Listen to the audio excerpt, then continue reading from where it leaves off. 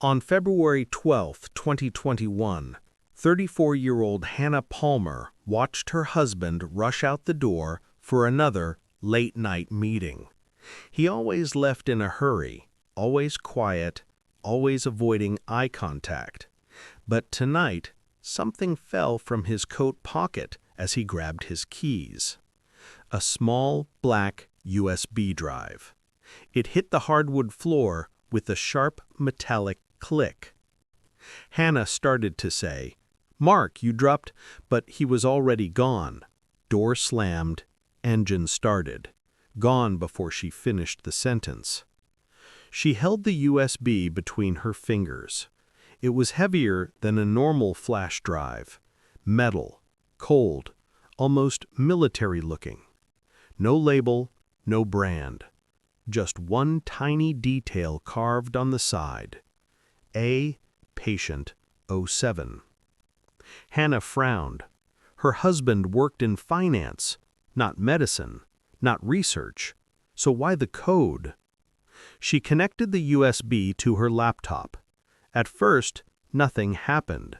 Then a single folder appeared, with a date. February 7, do not open. Her heart pounded, hands shaking, curiosity burning. She clicked, and the screen filled with dozens of video files, all secretly recorded by her husband. Hannah clicked the first video file. The screen turned black for a moment. Then a faint humming sound began. A basement, dim, concrete walls, a single hanging bulb flickering overhead. Her husband, Mark, stepped into frame. Except it didn't look like him. Same face, same body, but his expression. Empty, cold, focused in a way she had never seen. He approached a metal table, placing something onto it. A thick folder labeled Patient 07 Confidential. Hannah's breath caught. Her husband didn't work anywhere that had patients. He opened the folder. Inside were photos, documents, surveillance stills, and then a picture of Hannah. Her heart slammed against her ribs. Mark spoke quietly, his voice monotone. Observation log. Subject remains unaware. Monitoring continues nightly. Hannah felt sick. Subject? Unaware? Monitoring? Me? The camera view shifted as Mark lifted another photo, a picture of Hannah asleep in their own bedroom, taken from inside the room, taken recently. Hannah slammed her laptop shut, hands trembling violently. But the USB drive's indicator light kept blinking, as if something inside it was still running. Hannah forced herself to open the laptop again. The USB folder was still there, but something had changed. A new subfolder appeared. Second Life Archive. Her pulse spiked. She clicked it. Inside were dozens of files, all labeled with dates and names she didn't recognize. March 3rd, Anna W. April 17th, Cole H. June 29th, S. Patient 05. Each folder had videos, notes, surveillance images, all taken by her husband. Hannah whispered, What are these? Who are these people? She opened a random video. Mark appeared again, this time outdoors at night. A parked car behind him, street lamps buzzing. But the camera wasn't pointed at him. It was pointed past him, at a woman walking alone to her apartment.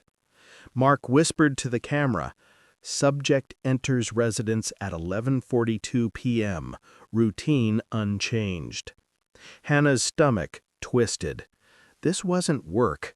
This wasn't research. This was stalking. As the woman unlocked her door, Mark turned slightly and for the first time looked directly into the camera. His expression blank, emotionless. Then he said a sentence that made Hannah's blood run cold. She doesn't know she's part of the list. Hannah's hands trembled as she scrolled through more folders.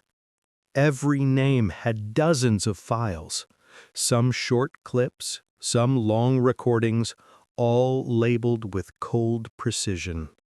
Times, locations, patterns. Her husband had been tracking people for months, maybe years. At the bottom of the archive, one final folder stood out. It wasn't dated. It wasn't labeled. It simply read, quote, "Primary subject," unquote. Hannah's breath caught in her throat. She clicked it. Inside were over 80 files. The thumbnails made her skin crawl. They were all of her. Hannah cooking, Hannah reading, Hannah brushing her teeth, Hannah sleeping. Different dates, different angles. Some taken through the bedroom doorway, some from the car, watching her walk into work, some from behind the shower curtain. Her heartbeat pounded in her ears. She opened the most recent file. The video was filmed from inside their kitchen, recorded at 7:12 p.m. tonight. And in the footage, Hannah herself walked into the room wearing the same clothes she had on right now.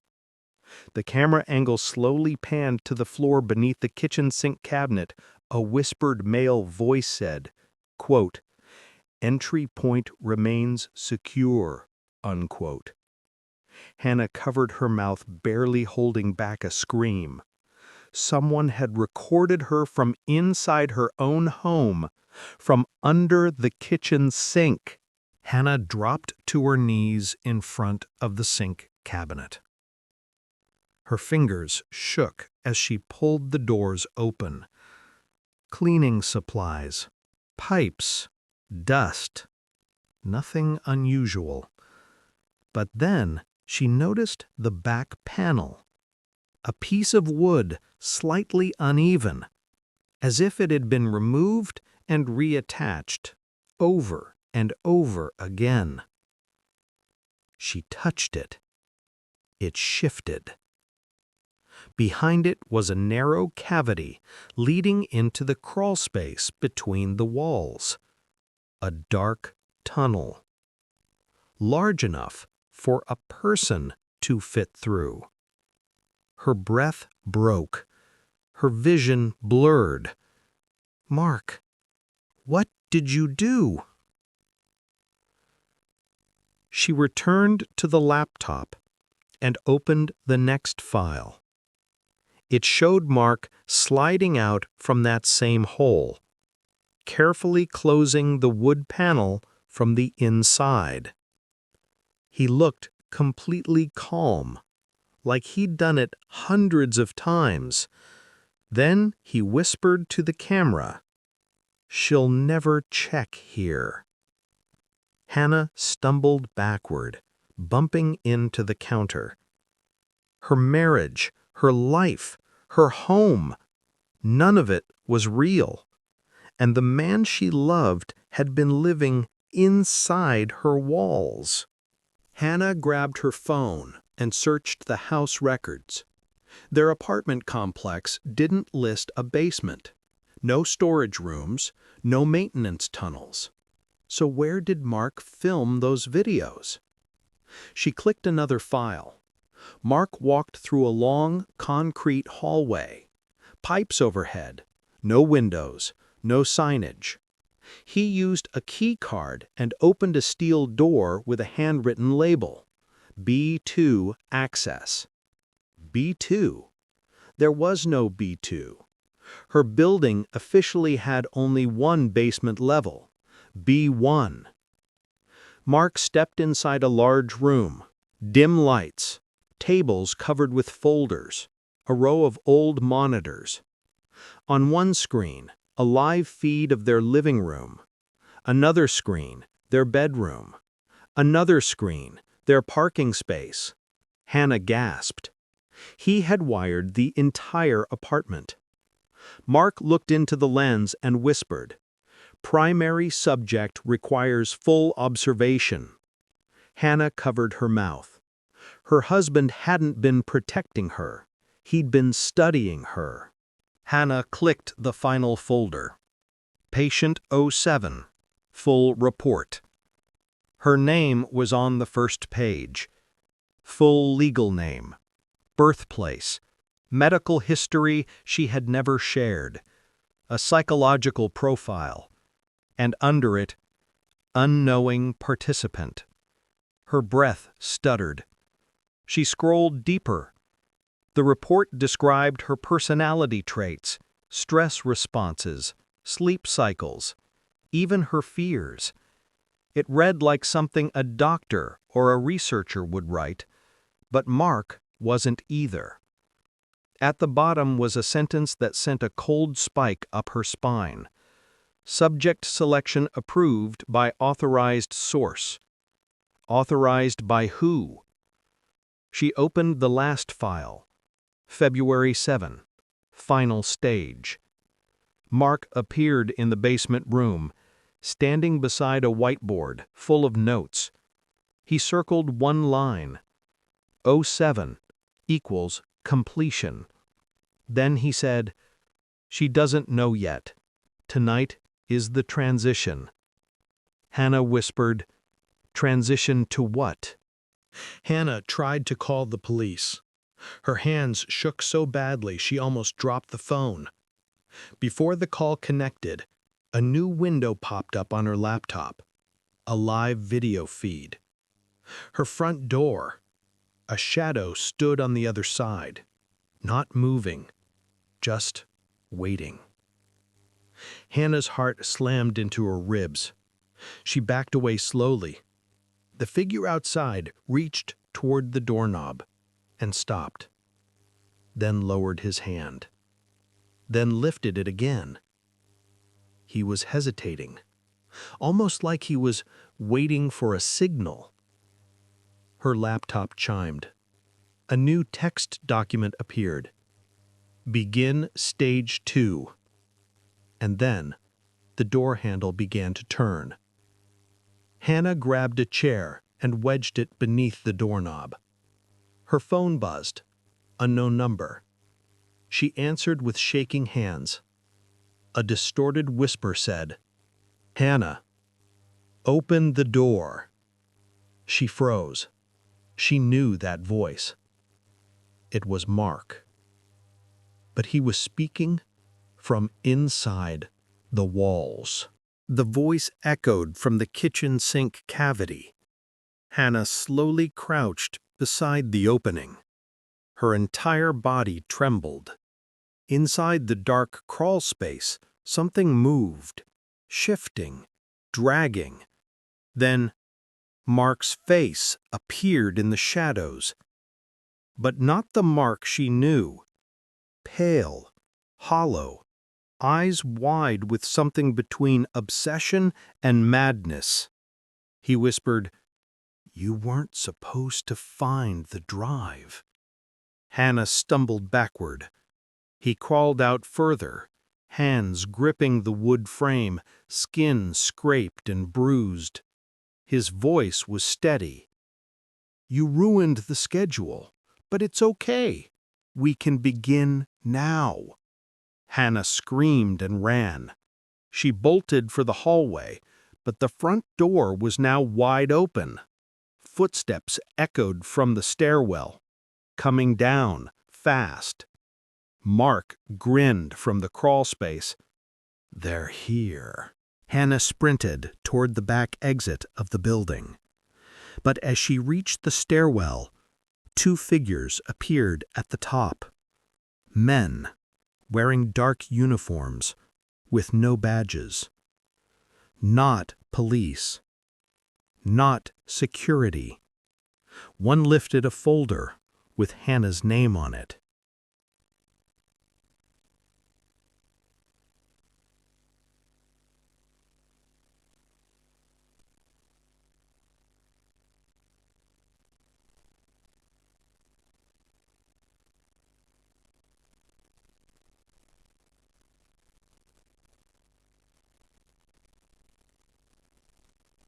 She turned to run the other way and froze.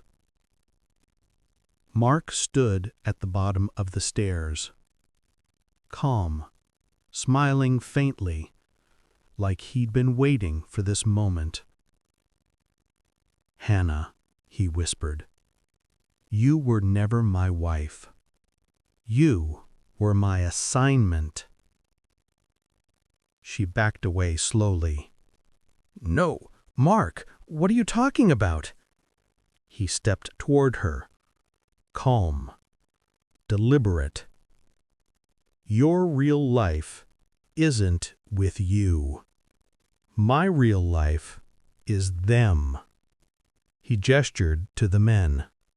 "And you," he continued, voice soft and chilling, "were patient 07. The final observation." Hannah tried to scream, but one of the men covered her mouth with a gloved hand. Mark approached, gently touching her cheek. "We're taking you home now." The screen cut to black. Hannah Palmer was never seen again. Police searched for Mark, but records showed no man named Mark Palmer ever existed. Not legally, not digitally, not anywhere. The only evidence was the USB drive, the one he dropped by accident. Or maybe, just maybe, he dropped it on purpose.